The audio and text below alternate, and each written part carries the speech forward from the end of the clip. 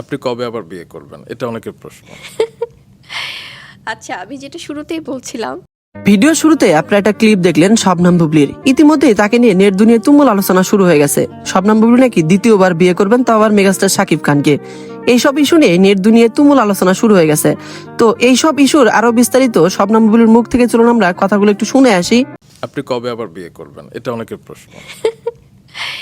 আচ্ছা, আমি যেটা শুরুতেই বলছিলাম যে আমি তো আসলে আমার তো ডিভোর্স হয়নি, so আমার Okay. বিয়ে করার প্রশ্নই ওঠে না।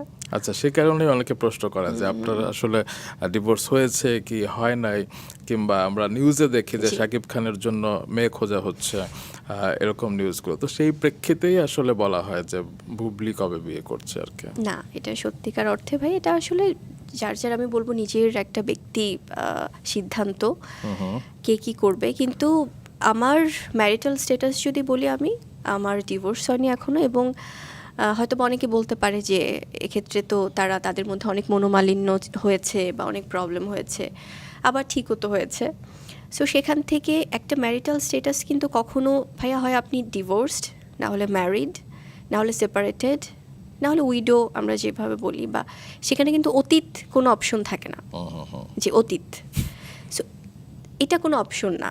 এটা হয়তো অনেক অভিমান থেকে অনেক সময় অনেক কথা হয়।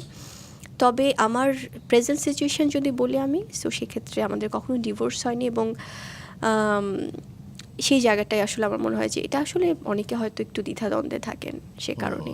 তো সেই কিন্তু দ্বিধা- মিসআন্ডারস্ট্যান্ডিং তো সবার মধ্যেই হয়, আবার ঠিক হয়।